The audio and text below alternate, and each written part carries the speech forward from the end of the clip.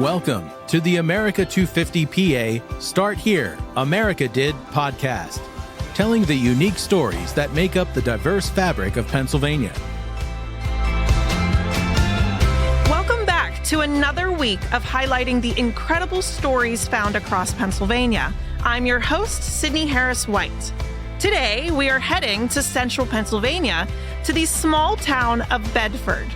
Many people know Bedford for its giant coffee pots, beautiful trails, and the historic Omni Bedford Springs Resort, which dates back to the 18th century. But more recently, another hidden gem has been uncovered in the heart of the borough. A building constructed in 1758 during the French and Indian War, believed to be a British powder magazine or armory connected to the original fort in Bedford. For more than 200 years, the Fortified Bedford House stood quietly in plain sight until its true history was uncovered during renovations. Today, we are joined by Tyna Walker-Lay from the Friends of the Fortified Bedford House, the nonprofit organization working to preserve and restore this extraordinary piece of Pennsylvania's early history.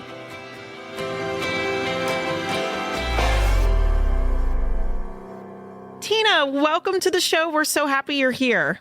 Well, thank you for this opportunity. I'm so excited. I want to share not only about the building itself, but like this cool journey that we've been on and the painstaking work we've done. So thanks for having me. Oh, we're so thrilled. And before we dive into that history, the history of the Fortified Bedford House, can you tell us a little bit about yourself and how you first became involved with this incredible preservation effort? Sure. I've owned and operated a small specialty food and gift store called Peppercorn Market, and it's in the historic district of our little touristy town. And I've had that since about 2017. So right after COVID, my husband and I, we purchased the building. We'd been renting that little section of the building when the previous owner retired. And it sounds so silly now, but I convinced him to buy the building and said, don't worry, all I want to do is knock a hole in the wall between the two storefronts. And I kept saying, it'll be easy. But as we know, nothing is ever easy. And we certainly weren't expecting this, but it was this monumental historic discovery. And it completely changed our lives. And then in the crazy days of COVID, we decided to use the time to renovate the spaces. And then that's when all of this hidden history was discovered. At that point, we called in these local historians and said, please explain to us, what are we looking at? And we were uncovering everything, the beams and the artifacts. And so that's how it all began. And what exactly did you find behind those walls? So what exactly is the Fortified Bedford House? And why is it such an important historical discovery? Well, the Fortified Bedford House was built in 1758. So you can imagine how old and how many stories it has over all those decades of time. In the front of the building were stained glass panels above the doors. And they were all covered over with plywood, several layers of walls, all kinds of, material. And I didn't realize, no one realized, I guess, that they were there. But we're in the midst of all this debris, piles of horsehair plaster, boards, wood, all kinds of stuff. And the construction team pulled the exterior plywood off of those windows, and the light came through those orange and blue and green stained glass windows and just filled the room with this golden glow. I was so overwhelmed with that and found it so powerful that I just sat right down in the middle of the debris and just started bawling my eyes out. And I had many, many experiences like that, discovering one thing after another. There's a ladies of the night room section of the building, for example, where in the attic there were the French Parisian corsets and the privacy screen and little hidden panels inside the wall. Like if you touch the wall, a little hidden door would open. So every day, there would be just a new thing to uncover, a new thing to discover. One of the fascinating things is the day that we bought the building, I had never been upstairs, bought the building the way it was. My husband had, I had not. And it was full of all kinds of stuff from ceiling to floor. But when we got to the top of the stairs, there was a whole bunch of fallen plaster and cardboard. And I started to pull some of that off. And funny enough, my husband would say, "Don't do that. You might make a mess." How could there be any more of a mess than there is? But okay, all right. But I did it anyway, of course. And I put it all off. And so behind maybe 4 to 7, because I just kept pulling off these layers, there was one of these historic windows buried in the wall there. And in the corner of the window was taped a big, long, maybe 3 or 4 inches, hand-carved skeleton key. And it had a little tiny tag written with a little fountain pen that said, "To Bedford." Oh. Now, the only thing we know is that they wanted it hidden and they wanted it saved, because someone went to a great deal of effort to make sure that was tucked back in there and hidden for however, who knows how long it was there. So we still have that. If over time what that led to, was it something to do with a section that's now already gone? Was it for some sort of case or cupboard at the time? Impossible to know right now. But from what I've discovered, I'll never say that it's impossible that we may not know in the future. We could. Well, the Fortified Bedford House had direct ties to the military operations of the French and Indian War as part of that Forbes Road campaign that came through there. The building is believed to likely be the only extant or still standing man-made structure left that's connected to that war. And it's been hidden, of course, in plain sight for so long. It remains very much unchanged from the way they left it more than 260 years ago. We have to ask, did they think they'd be coming back? Did they intend to keep the place hidden? Were they unsure of what the future was going to bring and thought maybe they'd need this structure again? It's hard to say. And you mentioned that the building dates back to 1758 during the French and Indian War. What role did it play at the time? Well, there's some varying thoughts on this with our researchers and historians, but it's generally believed to have been the powder magazine or the armory for Fort Bedford. The whole structure was part of a complex of sorts. Right beside us would have been the Rising Sun Tavern. It would have been on the one side of the courtyard, the courtyard was right between our building and the Rising Sun Tavern. And there's doors all the way along the side of our building that would have opened up to that courtyard. And then it's been, now known that the officers stayed in one area, the soldiers stayed in the other. Interestingly enough, the Rising Sun Tavern burned down in 1898 when the Bedford fire truck had all 4 wheels fall off on the way to the scene. I know, unbelievable. Oh, no. And so you talked about it being a powder magazine or armory used by the British. What would this have looked like? What would this have meant in practice in Bedford during the 1750s? Well, with Fort Bedford just being a little ways away and right along the river at the edge of town, the military could store their supplies there. Gunpowder, grain, ammunition, for example, all the things in the armory to be kept safe there. In case the fort itself was ever hit, everything would be protected there. And it would have also kept the supplies dry and out of the weather.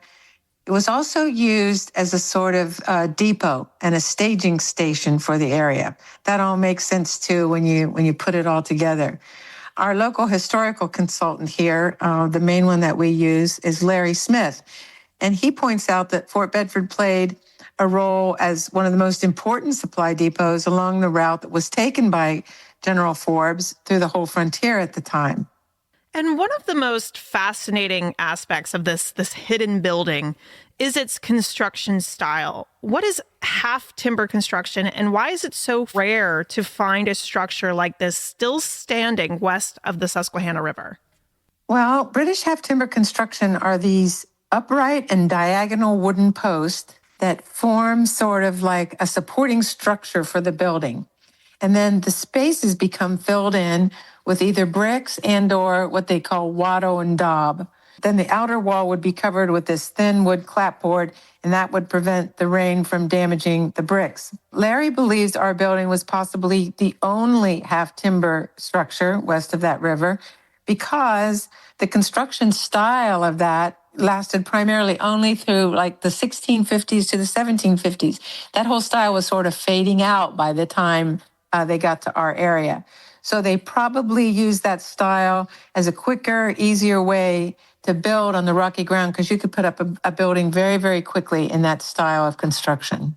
This building, I mean, it's just so incredible. It was essentially hiding in plain sight for more than 200 years. Besides you digging a hole into your wall, how was the true history, the meaning of this building finally uncovered?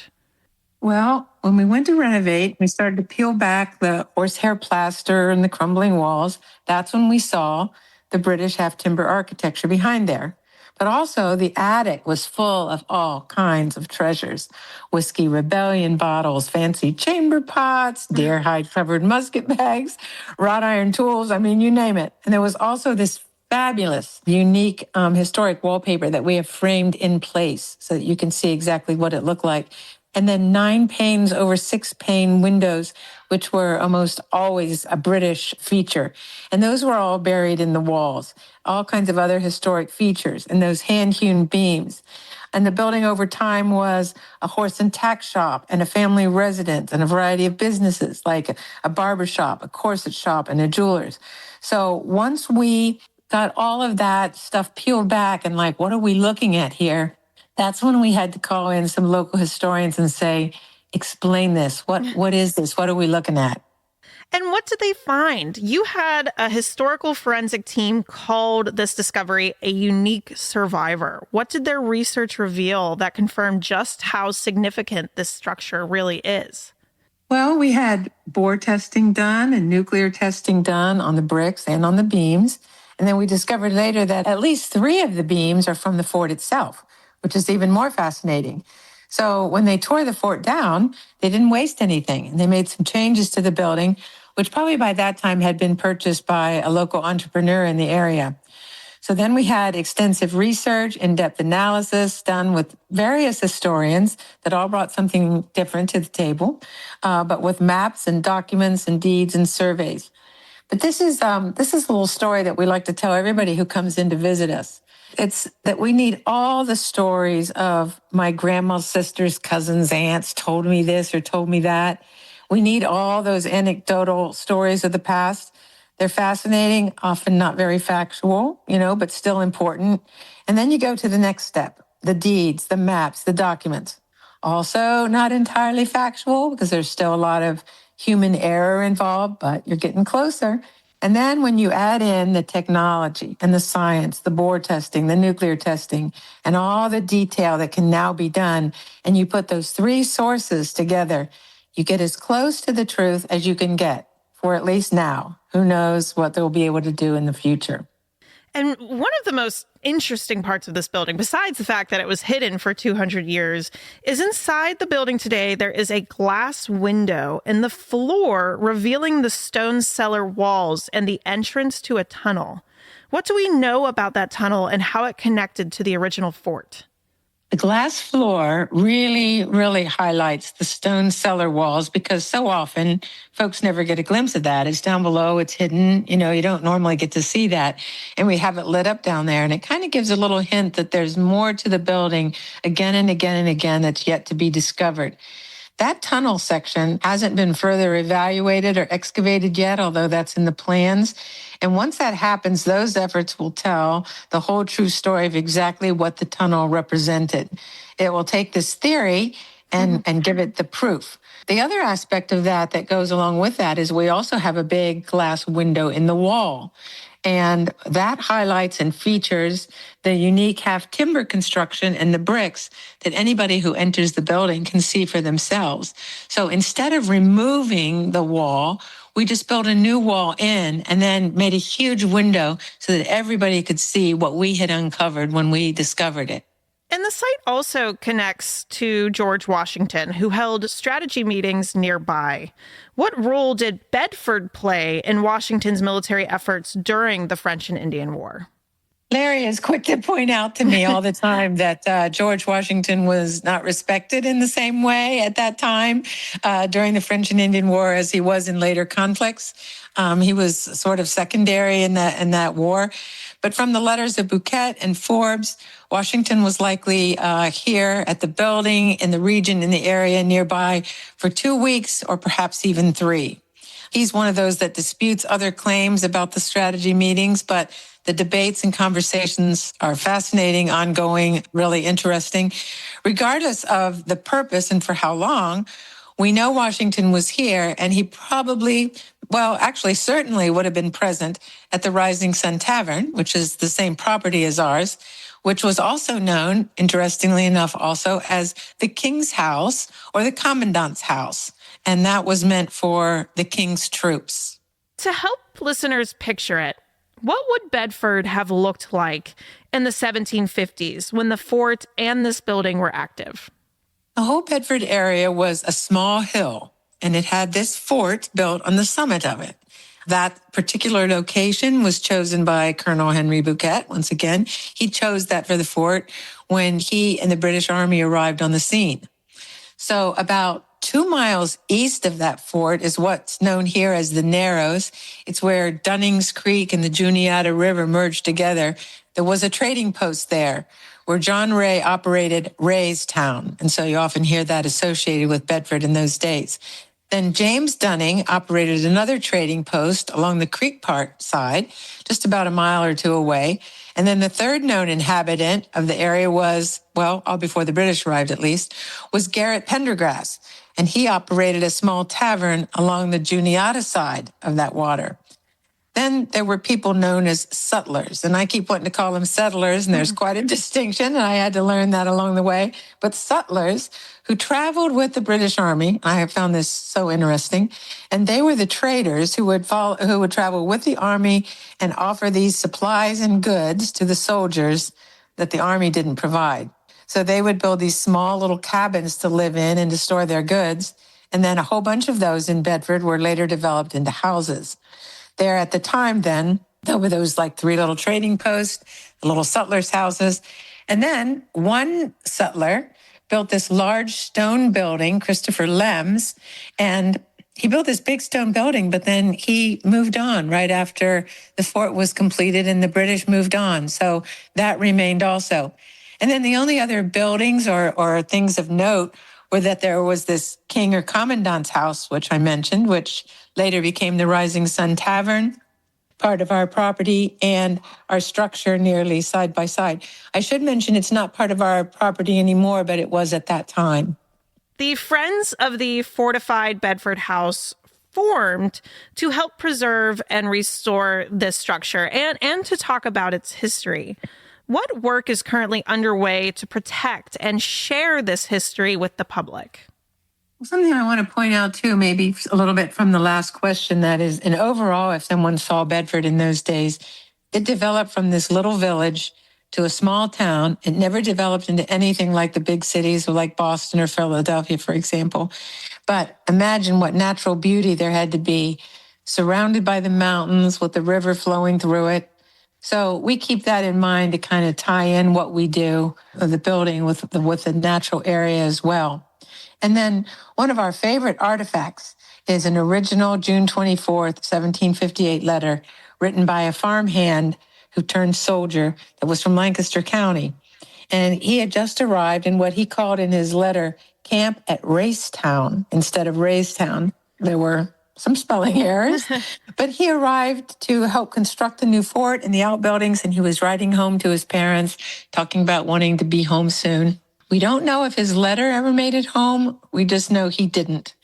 And the records show that he was scalped a few months later. He warranted only about 3/4 of a sentence, I'd say, in the service logs. But at the Fortified Bedford House, we try to honor his memory every day. And we're also very grateful to the Haynes family who donated that letter to us. And it's in this room that we've already restored. It's like a log cabin style room, and we call it the sacred space. And that shows all the exposed beams and logs, the original wood floor, the fireplace that's constructed out of hand-molded, sun-baked bricks that would have been made from a courtyard right out in front of the building. And then we have the upstairs gutted and what people like to call clean and dark, with all the original architecture and details exposed and visible. It's stunning. It's really spectacular. We're in the stages of determining how best we'll utilize those spaces and how to make that more accessible to the public. That will remain to be seen. But what we do know for certain is that preserving the structure, we want to find ways to do that will help it survive the next 250 years. And whatever we do, that it will always protect the story of what it endured and what it still represents. As we approach the 250th anniversary of the United States, why do places like the Fortified Bedford House matter when we think about Pennsylvania's role in the early story of the United States? I mean, it's been several years now that we've been working on this project, and I still get a little choked up and I still get a little emotional at the discovery and its significance and its impact. You know, it's one thing to read about or to study the history of our nation in a book or from a class. But it's another thing altogether to stand in that structure that was there from the very start. You get to experience firsthand every notch of each log that's marked, and you get to see how the light casts the shadows across the beams. And you know, it was just like that in the days 260 plus years ago. When you stand in that space and you smell the smoke coming through the chimney and you can hear how the rain falls, and you know for a fact that within these walls, because we know what came after, you know what hopes and dreams there had to be of those people who worked, fought, lived, loved in those spaces. So we often say, oh, if walls could talk, but these walls, they do. They really do. They continue telling their story, and they give us new clues every day. And since there's no other structure like this in design and with this historical value that lets us be present in the past in these profound ways, it's very meaningful to actually be present. It's so different than a textbook or a series of lectures or a social media video. It's a survivor structure. And I like to think of it as saying, wait, there's more to come. You're never going to imagine where you're headed because we can't predict the future, but wait till you see what's going to be here in the future. Hold steady, believe, we did, you can. And for us, that is the whole spirit of how we're celebrating America's 250th anniversary. And it's that sort of spirit of hold on, believe, that keeps us going every day while we undertake this project. And what a project it is. Tyna, thank you so much for joining us today and for sharing the story of the Fortified Bedford House. And I'd love to say thank you as well to the Friends of the Fortified Bedford House for allowing this site to remain such an invaluable piece of history in Bedford and in Pennsylvania. Thank you so much for the opportunity. It means so much to us and to the Friends group. And, I want to point out, we have fantastic before and after photos, videos, maps, documents, all kinds of things that I think people would find fascinating about the story and about the structure available on the website and on the Mother Bedford website. So if you're interested, there's lots of ways to stay connected to the building. Thank you so much, Tyna. This was really great. Well, thank you so much. I hope you have a wonderful day.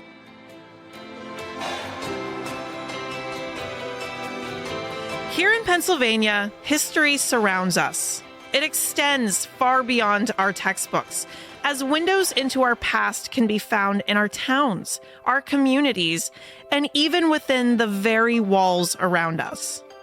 For more than 2 centuries, this building stood quietly in Bedford, its true story hidden in plain sight.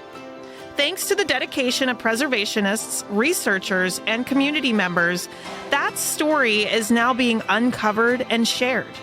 The Fortified Bedford House offers a rare window into Pennsylvania's frontier past, helping us better understand the path that guided us toward the nation we know today. If you would like to learn more about the Fortified Bedford House or support the work of the Friends of the Fortified Bedford House, we encourage you to explore their efforts at fortifiedbedfordhouse.com.